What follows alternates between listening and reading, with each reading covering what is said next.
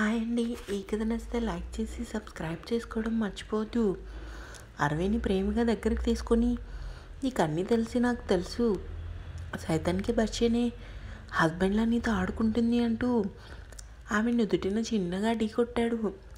నవ్వుతూ అతని ఎదపై తలని వాల్చింది అరవి. తమరు వదిలితే నేను ఇంటికి వెళ్తాను, లేదంటే నా చేతులు కాసేపు కూడా కుదురుకుండా ఆలోచించుకో మరి అంటూ రానా అల్లరిగా అనేసరికి అరవి తనలో తానే చిన్నగా నవ్వుకొని రానాని ఒక్కసారిగా వెనక్కి నెట్టి లోపలికి పరుగు తీసింది.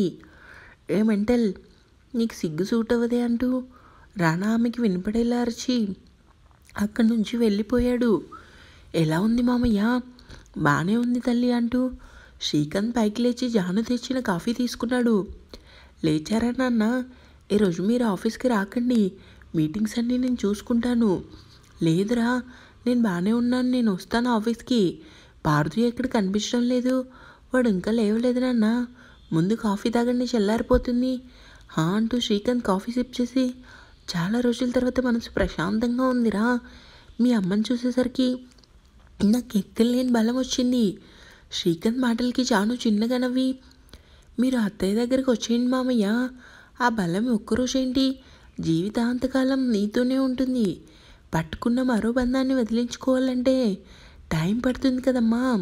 తప్పు చేసినప్పుడు బాధగా అనిపించదు, కానీ ఆ తప్పేంటో తెలుసుకుని నా అనుకున్న వాళ్ళ దగ్గరికి వెళ్ళి క్షమించు అని అడిగినప్పుడు వారు చూసే చూపు ఉంటుంది చూడు, అది చూసినప్పుడు అనిపిస్తుంది అసలు ఎందుకు బ్రతుకుతున్నామా అని అంటూ చిన్నగా నవ్వుకున్నాడు. నాన్న, మీరు మరీ ఎక్కువ ఆలోచిస్తున్నారు. సాయంత్రం నువ్వు నేను జాను అమ్మ దగ్గరికి వెళ్దాం. ఏంటి నమ్మలేక అడిగాడు శ్రీకాంత్. అవునా, జాను చూసుకుంటుంది, మీరు మాత్రం బాధపడకండి. నిజంగా ఈరోజు మన కుటుంబాలు ఎదురుపడ్డాయంటే దాని అంతటి కారణం రానానే కదా. అప్పుడే నిద్రలేసిన భారతి తండ్రి మాటలు విని గుమ్మం దగ్గరే ఆగిపోయాడు. అవునా, మంచి మనసున్నవాడు రానా. తను ఎంత మంచివాడో మన అరవి అంతా అల్లరిపిల్ల ఎలా భరిస్తాడో ఏంటో. రానా లవ్ చేస్తే సరిపోతుందా? అరవి లవ్ చేయాలి కదా. వాళ్ళిద్దరు లవ్లో ఉన్నట్టు వాళ్ళకి తెలుసు, కానీ బయటపడటం లేదు నాన్న. కానీ ఒక్కటే సమస్య. ఏంట్రా అంటూ ఆశ్చర్యంగా అడిగాడు శ్రీకాంత్.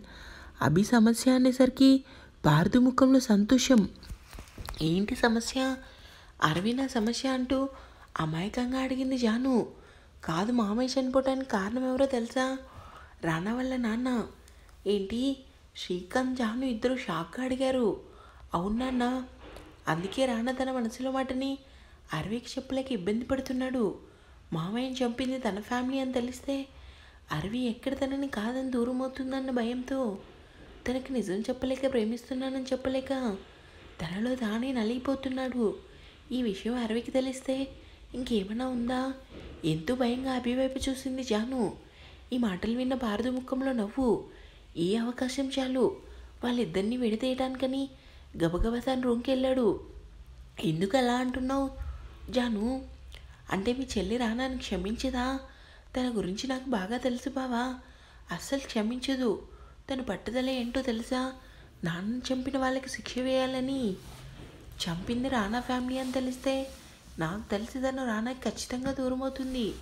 దయచేసి ఈ విషయం చెల్లికి చెప్పకు బావా. ఎందుకమ్మా అంత భయపడుతున్నావు? తప్పు చేసింది రానా తండ్రి, కానీ రానా అయితే కాదుగా. తను నిజంగా మంచివాడు కాబట్టే నిజం చెప్పి మీ చెల్లిని పెళ్లి చేసుకోవాలనుకుంటున్నాడు.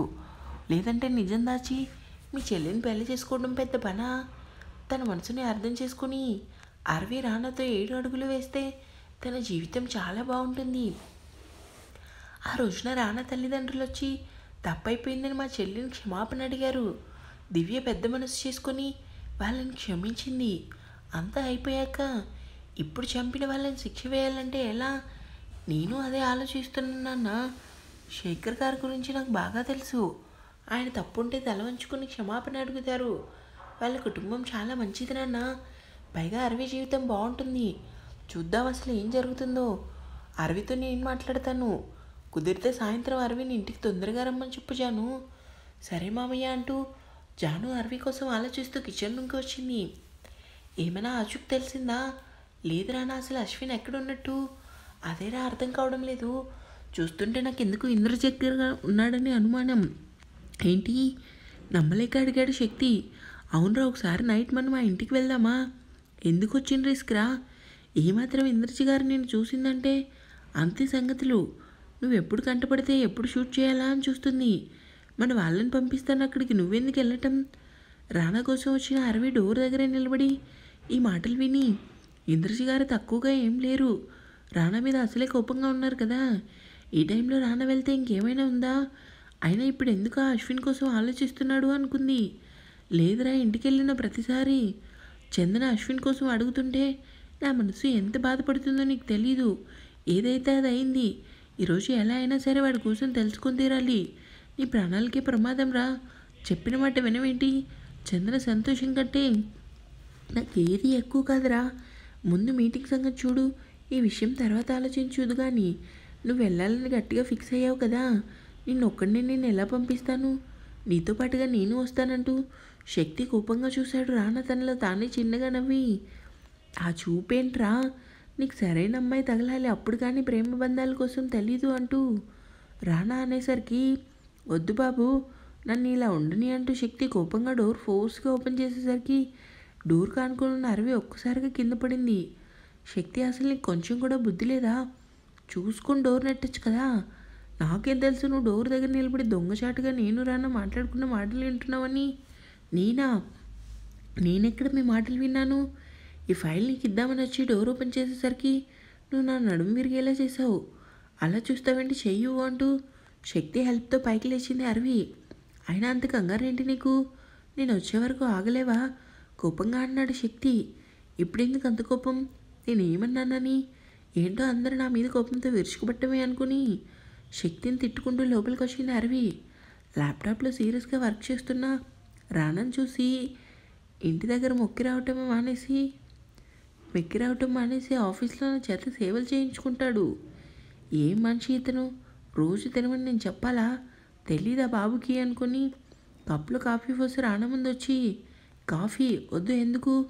తాగు, చల్లారిపోతుంది. చల్లారిపోయినా పర్లేదు కానీ ఇంకెప్పుడు నువ్వు నాకు కాఫీ ఇవ్వకు. ఎందుకు ఈ రోజు నుంచి కాఫీ మానేయాలని గట్టిగా ఫిక్స్ అయ్యావా? లేదు, నీ చేత ఇంకెప్పుడు కాఫీ కానీ బ్రేక్ఫాస్ట్ కానీ భోజనం కానీ తినకూడదని గట్టిగా ఫిక్స్ అయ్యాను. ఏం పాపం అయ్యగారికి నా మీద అంత పగా? 30 వంకలు తిప్పి మరీ అడిగింది అరవి. ఎందుకలా మూతి సాగు తీసుకుంటావు? నీ మీద పగ ఏంటి? నువ్వే నా మీద పగ పెట్టేశావు.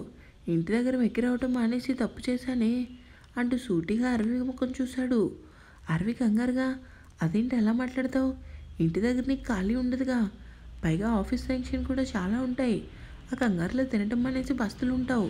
నువ్వు ఆకలితో ఉంటే చూడలేక ఏదో టైంకి పెడుతున్నాను, అది అర్థం చేసుకోవడం మానేసి నన్నెందుకు బ్లేమ్ చేస్తావు?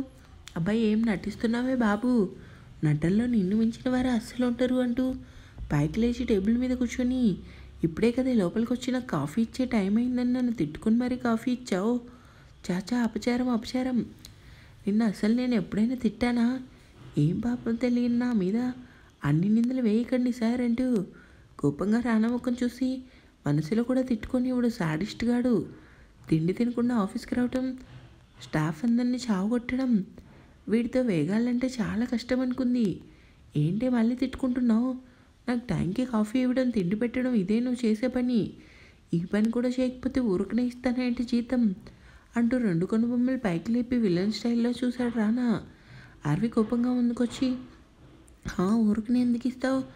లక్షల జీతం నీ చాకరితో పాటు ఆఫీస్ వర్క్ కూడా చేస్తే ఇస్తావు. మనసులో కూడా నన్ను తిట్టుకొనివ్వా అంటూ వేడి కాఫీ రానా ఎదురుగా పెట్టి, తాగు, చల్లారిపోతుంది, నా వర్క్ చాలా ఉంది అంటూ ముందుకెళ్తుంటే, డ్రెస్ బాగుందే కిలాడి అంటూ రానా నవ్వుతూ అనేసరికి టక్కున ఆగిపోయి కంగారుగా వెనక్కి తిరిగింది. అప్పటికే రానా చూపులు తన శరీరాన్ని స్కాన్ చేసేసరికి అరవి కోపంగా ముందుకొచ్చి, ఏంటి నువ్వు చేసే పని? నేనా, ఏం చేశానే అంటూ అరవి ఎటు కదలకుండా గోడ క్లాస్ చేసి, ఏంటి నోరు లేస్తుంది? నా నోరు కాదు, నీ నోరే లేస్తుంది. అయితే ఏం చేస్తావంటూ ఆమె భుజం దగ్గర డ్రెస్ సరిచేసి చున్నీ నీట్గా కప్పేసరికి అరవి సిగ్గుతో తలదించుకుంది. చూడు ప్లీజ్, దూరంగా ఉండు. పైకి అనలేక మనసులో అనుకొని ఎంతగానో ఉక్కిరి అయిపోయింది అరవి. ఆమె చిన్న పట్టుకొని ప్రేమగా, చిన్నపిల్లవి కాదే, కూర్చోబెట్టి డ్రెస్ ఎలా వేసుకోవాలో చెప్పడానికి తాడులా ఎదిగావు. ఆ మాత్రం తెలీదా? బయట ఉన్నప్పుడు మన డ్రెస్ ఎలా ఉందో చూసుకోవాలి కదా. నాకు తెలిసి ఎలా ఉండాలో, నువ్వు క్లాస్ తీసుకోకు, నీ దగ్గరకు వచ్చే ముందు కింద పడ్డాను, అప్పుడు సరి చేసుకోలేదంటూ రానా వెనక్కి నడుతూ చెప్తుంటే, ఆపు, ఈ బలం నన్ను వెనక్కి నెట్టడానికి సరిపోదు, కానీ ఇంకోసారి ఇలా డ్రెస్ చేంజ్ చేసుకోకుండా నా దగ్గరికి వచ్చావంటే ఏం చేస్తావు? కోపంగా అడిగింది అరవి. నెమ్మదిగా దగ్గరికి వచ్చి చెవిలో ఏదో చెప్పి దూరం జరిగాడు రానా. సిగ్గుతో రానాని చూడలేక కామ్గా బయటికి వచ్చి తనలో తానే చిరుకోపంగా రానని తిట్టుకుంది అరవి. సిగ్గుతో ఎర్రబడిన అరవి ముఖం తలుచుకొని తనలో తానే చిన్నగా నవ్వుకున్నాడు రానా. ఏంటి చాలా టైం తీసుకుని మళ్ళీ నా ఇంటి గడప తొక్కావు? ఏంటి పారదు సంగతి అంటూ సూటిగా అడిగింది ఇంద్రజ. ఆమె ఎదురుగా చైర్లో కూర్చొని బెడ్ మీద స్పృహ లేకుండా ఉన్న అశ్విన్ చూసి, చందన్ని సంతోషంగా లేకుండా చేసావు, మరి రానాని కూడా సంతోషంగా లేకుండా చేయాలి కదా. అవును, కానీ అవకాశం రావటం లేదు కదా, లేదంటే అశ్విన్ ఉన్న బెడ్ మీద రానా నుంచేదాన్ని. గాయాలతో వాడిని బాధ పెట్టడం ఎందుకు? చంద్ర మనసుని ఎలా ముక్కలు చేసావో అలానే రానా మనసుని ముక్కలు చేయి. ఏంటి నువ్వు చెప్పేది? అరవి నా మరదలు, రానాని లవ్ చేస్తుంది. ఇప్పటికీ వచ్చి అది ప్రపోజ్ చేయలేదు, వాడు ప్రపోజ్ చేయలేదు, కానీ రానా నా మరదల్ని పెళ్లి చేసుకోవాలని తెగ ఆరాటపడుతున్నాడు. అయితే కంగారు పడకండి ఇంద్రజ గారు, అసలైన విషయం చెప్తాను వినండి. రానా ఎందుకు ప్రపోజ్ చేయలేదో తెలుసా అంటూ అభి చెప్పిన మాటలన్నీ చెప్పాడు పారదు. అంటే రానా వాళ్ళ నాన్న శేఖర్ శ్రీనివాస్ని చంపారా? చంపలేదు, యాక్సిడెంట్ చేశారంటూ పారదు నవ్వుతూ చూసేసరికి ఇంద్రజకి విషయం అర్థమై, నువ్వేం చేయాలనుకుంటున్నావో చెప్తే దాన్ని బట్టి ఆ రానాని ఎలా చంపాలో నేను ప్లాన్ వేసుకుంటాను. నా కూతుర్ని చంపిన వాడిని ఎందుకు బ్రతికనిస్తాను? ఆ రానా కుటుంబాన్ని సర్వనాశనం చేసే వరకు నేను అస్సలు నిద్రపోను. నేనేం చేయను? మా అద్దతో మాట్లాడి అరవి నేను పెళ్లి చేసుకుంటాను. జరిగే పనేనా? అది నాకు అనవసరం. ఎందుకు ఆ రానా అరవికి ఎలా అయినా ప్రపోజ్ చేస్తాడని నా మనసుకు అనిపిస్తుంది. నైట్ చూసాను, వాళ్ళిద్దరి మధ్యన దూరం చాలా వరకు తగ్గింది, కాబట్టి ఇంకా విడదీయాల్సిన టైం వచ్చింది. కాకపోతే నాకు మీ హెల్ప్ కావాలి, ఏంటో చెప్పు. పార్దు తన చేతిలో ఉన్న ఫొటోస్ టేబుల్ మీద పెట్టి తన ప్లాన్ అంతా చెప్పాడు. అంతా విన్న ఇంద్రజ, నువ్వు చెప్పేది బాగానే ఉంది, కానీ రానాని తక్కువ అంచనా వేయలేం కదా. ఇప్పుడు టైం అనేది వాడు ఏం చేయలేడు.